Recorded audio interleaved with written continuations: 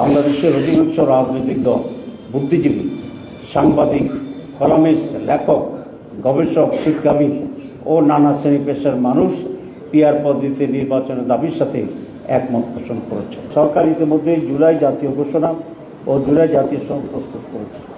একটি বৃহৎ রাজনৈতিক দল হিসেবে বাংলাদেশ জামাত ইসলামী জুলাই জাতীয় ঘোষণা ও জুলাই জাতীয় সনদের প্রয়োজনীয় সংশোধনী সহ তাদের পরামর্শ সরকারের নিকট উপস্থাপন করে।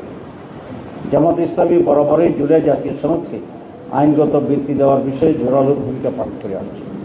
জাতির ক্রান্তি লগ্নে ডক্ট্রিন অব নেসেসিটি হিসাবে অতীতের বিভিন্ন নজির ও উদাহরণ তুলে ধরে জুলাই জাতীয় সনদের আইনগত ভিত্তির বিষয়ে জামাত ইসলামী বারবার তার সিদ্ধান্ত অবস্থান ব্যক্ত করে আসছে। আমরা মনে করি জুলাই জাতীয় সনদের আইনগত ভিত্তি প্রদান ব্যতীত ছাত্র জনতার রক্তের বিনিময়ে অর্জিত অভ্যুত্থান ও তার অর্জন ব্যর্থতায় পর্যবেসিত হতে পারে। প্রিয় সাংবাদিক বন্ধুগণ, ইতিমধ্যে জাতীয় সংসদ নির্বাচনের রোডম্যাপ নির্ধারণ করা হয়েছে।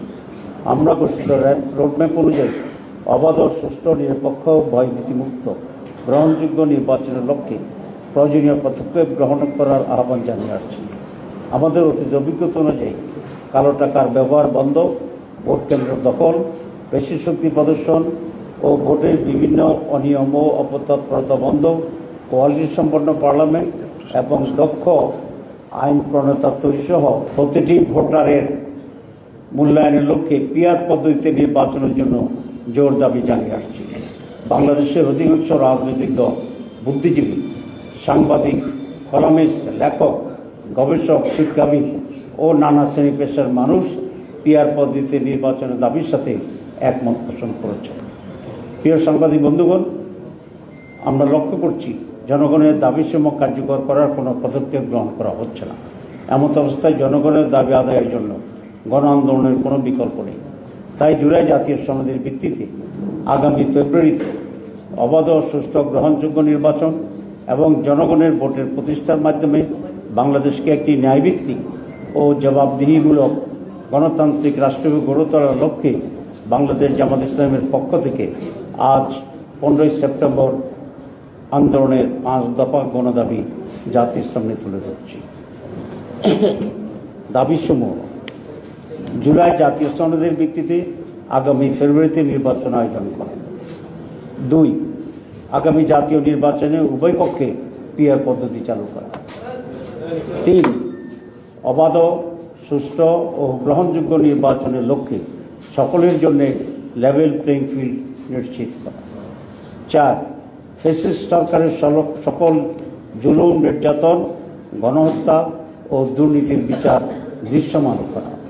5, স্বৈরাচারের দোষর জাতীয় পার্টি ও 14 দলের কার্যক্রম নিষিদ্ধ করা। বান্ডেল থাকলে প্রতি সেনমানিতে টাকা বাঁচবে। বিকাশ সেনমানি বান্ডেল কিনে জিতুন প্রতি লেনদেনে। উক্ত দাবিসমূহ বাস্তবায়নের লক্ষ্যে নিম্নোক্ত কর্মসূচি পালন করা হবে ইনশাআল্লাহ। 1, 18 সেপ্টেম্বর রাজধানী ঢাকায় সমাবেশ ও বিক্ষোভ মিছিল। 19 সেপ্টেম্বর দেশের সকল বিভাগীয় শহরে বিক্ষোভ মিছিল। 26 সেপ্টেম্বর দেশের সকল জেলা উপজেলায় বিক্ষোভ মিছিল। এইসব কর্মসূচি বাস্তবায়নের মাধ্যমে জনগণের দাবি আদায়ের লক্ষ্যে ঐক্যবদ্ধ হওয়ার জন্য আমরা দেশবাসীর প্রতি উদাত্ত আহ্বান জানাচ্ছি। ইলেকশন কমিশন যে বক্তব্য রেখেছে তার বক্তব্যটা বিভ্রান্তিমূলক, এই কারণে যে আমাদের সংবিধানে প্রতি 5 বছর পর নির্বাচন হবে এই কথাটি লেখা আছে, কিন্তু কোন পদ্ধতিতে নির্বাচন হবে এই কথাটি লেখা নাই। এখন আমরা অতীতে একটা পদ্ধতিতে নির্বাচন করে আসছি এবং সেই হিসাবে এবারও সেই পদ্ধতির কথা বলেছি, কিন্তু এবার যে নতুন করে আমরা পিআরের দাবি করেছি, সুতরাং এখানে 2টি পদ্ধতির এখানে প্রপোজাল, একটা ট্রেডিশনাল পদ্ধতি, একটা পিআর পদ্ধতি। সুতরাং ইলেকশন কমিশন যে কথা বলছে যে ট্রেডিশনাল পদ্ধতিতে নির্বাচন করা, এটাও সংবিধানে নেই। সুতরাং যেহেতু 2টা দাবি আছে, 2টা দাবি নিয়ে আলোচনা হওয়া উচিত, ইলেকশন কমিশন আলোচনা করা উচিত যারা এই দাবি করছে, এবং তারপরে একটা ফয়সালা হওয়া উচিত। এইটা নির্ধারণ না করে একতরফাভাবে আগের নিয়মে ইলেকশন কমিশনের রোডম্যাপ ঘোষণা করাটা একটি অন্যায় হয়েছে বলে আমরা মনে করি।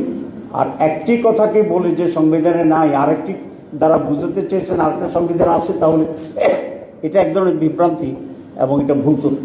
না, এটা কোনো ধাক্কা হয় নাই, ধাক্কা খায়ও নাই, কেউ ধাক্কা দেয়ও না। এখানে যেটা আমরা বলেছি সেটা হচ্ছে 25টি রাজনৈতিক দল আউট অফ 31 পিয়ারের পক্ষে, এবং আমি সেটা আপনাদের ইতিমধ্যে বলেছি যে কোয়ালিটি এবং কোয়ান্টিটির ব্যাপারে আমাদের পার্থক্য আছে। কিছু দল পূর্ণ 2 পক্ষে চায়, কিছু দল আপার পক্ষে চায়, কিন্তু পিয়ার চায়। আমি আবার রিপিট করলাম, এখন যে কথাটা বলেছেন, যারা পিয়ার চায় তাদের সকলের সাথে আমরা যোগাযোগ করছি, যদি সরকার স্বাভাবিকভাবে না করে যাতে আমরা আন্দোলনে এই দাবিতে এক হতে পারি। তো আমরা সেভাবে কাজ করছি।